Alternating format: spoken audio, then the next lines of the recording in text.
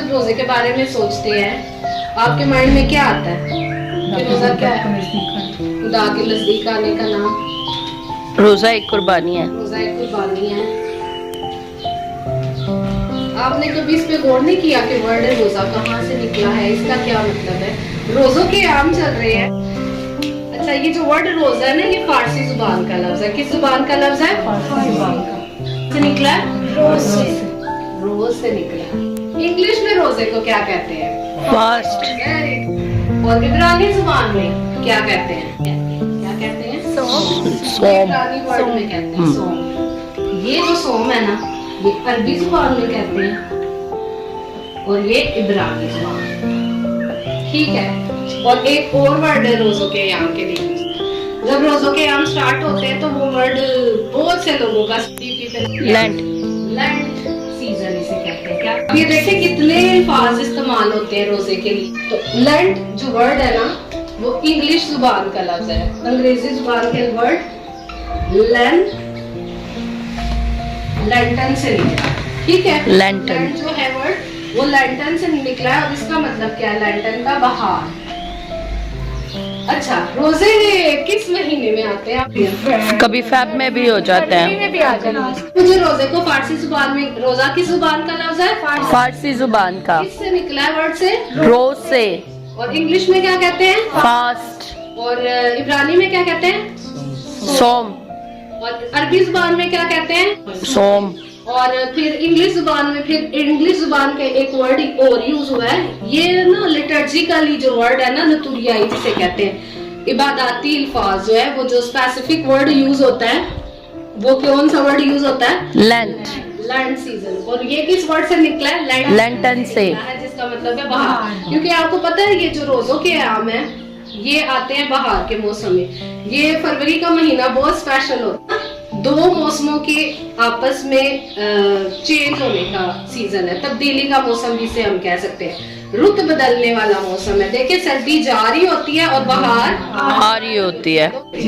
तब्दीली का मौसम। तो जो यहूदियों का महीना है, जैसे हम लोग कौन सा कैलेंडर यूज कर रहे हैं? सोलर कैलेंडर इसे कहा जाता है। तो सोलर कैलेंडर में मंथ्स आते हैं जनवरी, फरवरी, मार्च, अप्रैल, मई। ठीक, जिसमें सावन, भादो, हाँ जी, टाइप के होते हैं जी, मंथ्स होते हैं। इसी तरह यहूदियों का भी एक कैलेंडर है। उस यहूदियों के कैलेंडर के मुताबिक मिसान एक महीना है। मिसान महीने की चांद की 14वीं तारीख को पहला रोजा होता है। अगर आप आपसे पूछे कोई कि रोजे कैसे आते हैं, तो आप कैसे? मिसान महीने की चांद की 14वीं तारीख को पहला रोजा होता है।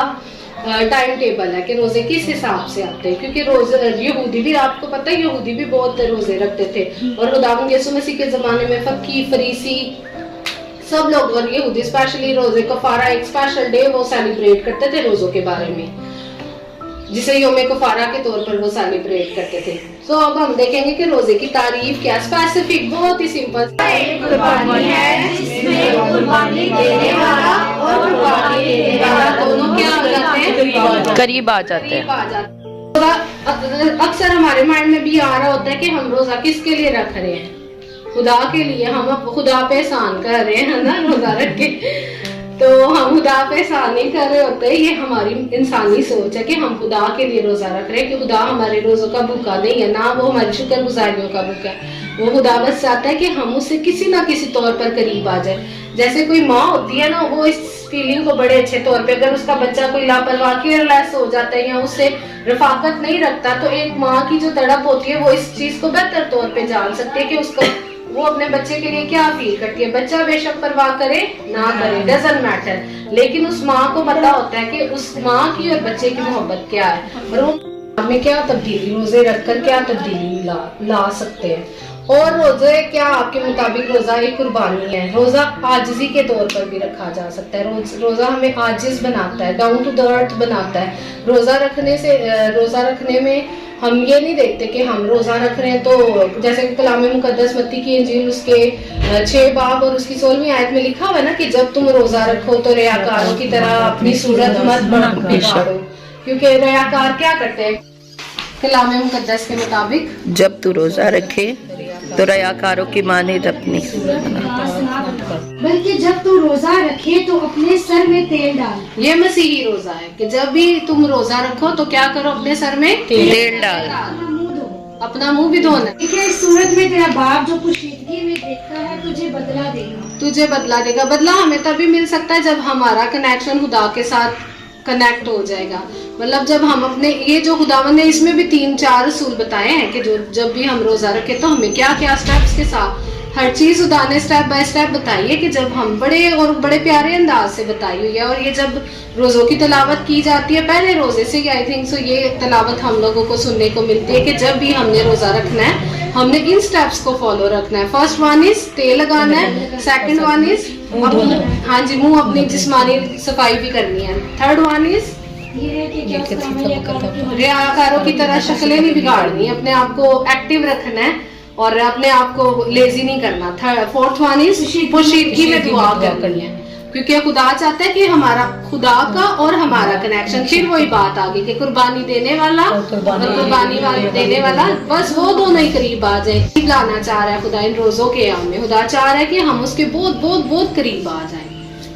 अगला पॉइंट, हम रोजे तो रख रहे होते हैं but what is the purpose behind fasting? रोजे का मकसद क्या होता है? आप रोजा क्यों रखते हैं? अच्छा, ये जनरल क्वेश्चन। रोजा रखा, मैं एक्चुअली ना ये क्वेश्चन इसलिए पूछूं ताकि समझ आ जाए।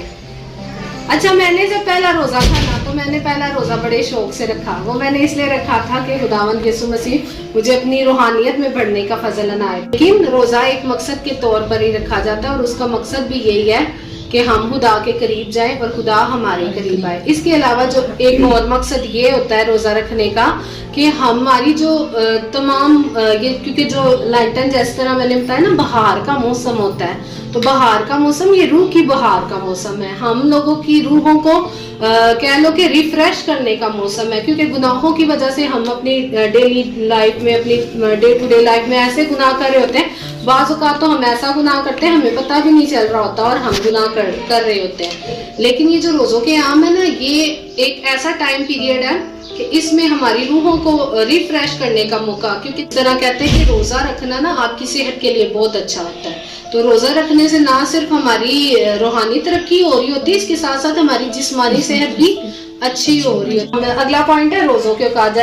अब आपको पता है कि दिन का आगाज कैसे हुआ था?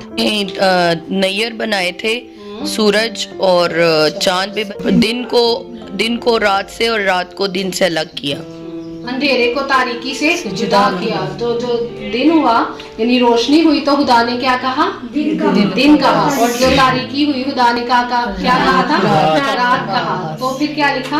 पहला दिन हुआ। तो हमारे मसीही रोजे के जो एक्यूरेट हमारे मजहबी तौर पर टाइमिंग है ना, से शाम है।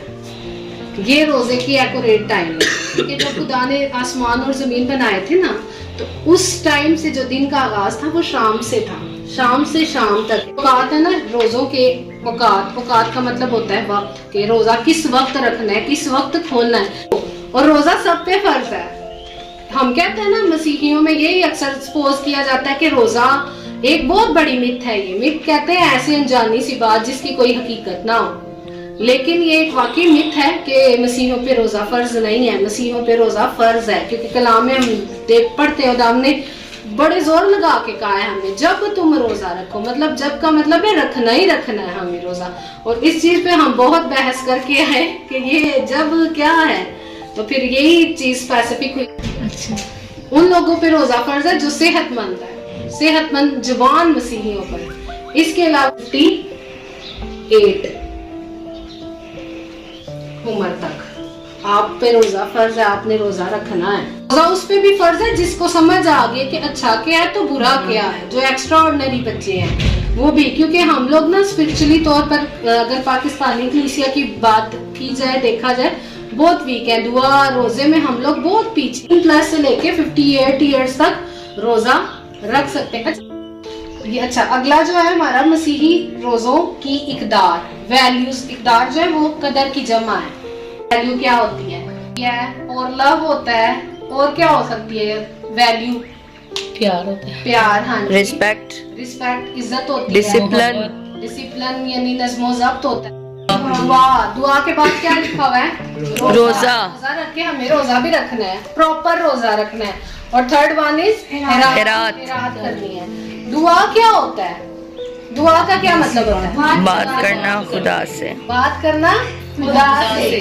रोजा क्या होता है? कुर्बानी। कुर्बानी देने वाला लेने वाला दोनों। करीब हो जाते हैं। और खैरात क्या होती है? तो जो खैरात होती है ना, वो वर्ड जो खैरात है ना, वो खैर से निकला है। और खैर का मतलब होता है भलाई चाहना। इसमें सिर्फ हम लोग खैरात में ये नहीं कह सकते कि ये आदमियों के सामने दिखाने के लिए ना करो, नहीं तो तुम्हारे बाप के पास जो आसमान पर है तुम्हारे लिए कुछ अजर नहीं। बस जब तू खैरात करे तो अपने आगे नरसिंगा ना बजा, जैसा रियाकार इबादत खानों में और कूचों में करते हैं, ताकि लोग उनकी बढ़ाई करें। मैं तुमसे सच कहता हूँ कि वो अपना अजर पा चुके। खुदावंद यीशु मसीह पहले हमें मॉडल दे रहे हैं कि देखो जब तुम रोजा रखो ना, जब उन्होंने पहले हमें एग्जांपल दी कि जो दुनिया में आम लोग हैं ना, जब वो रोजा रखते हैं तो वो क्या करते हैं? लोगों को दिखाने के लिए, ये देखो हमने ये किया है, ये देखो हमने ये किया है। अक्सर होता है ना लोग कुछ, लेकिन खुदा हमारा क्या है? पोशीदगी का खुदा है। खुदा हमें कहता है कि हमें आम लोगों के लिए नहीं, आम लोगों की तरह नहीं बन। तो जब तू खैरात करे तो तेरा दहना हाथ करता है वो तेरा बायां हाथ ना जाने, ताकि तेरी खैरात पोशीदा रहे। खुदावंद यीशु मसीह कह रहे हैं कि जो भी करो पोशीदगी में करो, लोगों को दिखाने के लिए ना करो कि आप ऐलान कर रहे हैं जी, ये देखें जी, ये मैंने इतने लोगों का राशन दिया, ये देखें जी मैंने यहाँ वो काम कराया, मैंने वो काम। बाज़ औक़ात हमें ये गवाही के तौर पर, अगर गवाही के तौर पर उस वक्त भी रियाकार लोग थे, फक्की फरीसी थे, यहूदी थे, जो अपने मजहब में बहुत स्ट्रॉन्ग थे, तो हमें कोई बदला नहीं मिलेगा अगर हम लोगों को दिखा के कर रहे हैं। तो जो भी कर रहे हैं हमें पोशीदगी में करना है। पोशीदगी, मैं ये जब स्टडी कर रही थी ना, तो मैंने एक चीज इसमें वर्ड जो है ना पोशीदगी, अब आगे हम दुआ के बारे में सीखेंगे ना कि जब हम रोजा रखें तो हमें दुआ कैसे करनी है। उसमें भी खुदा ने यही कहा है कि तू जब भी रोजा रखे तू दुआ कर, तो तू लोगों को दिखाने के लिए ना कर, क्योंकि जो फकी फरीसी हैं वो जाके इबादत खानों में जोर जोर से ऊंची ऊंची आवाज में दुआ करते हैं, लेकिन जब तू दुआ करे तो खामोशी से अपनी कोठरी में जा और अपने बाप से जो पोशीदगी में उससे दुआ कर, ताकि तेरा बाप जो आसमान पर है तुझे इसका बदला दे।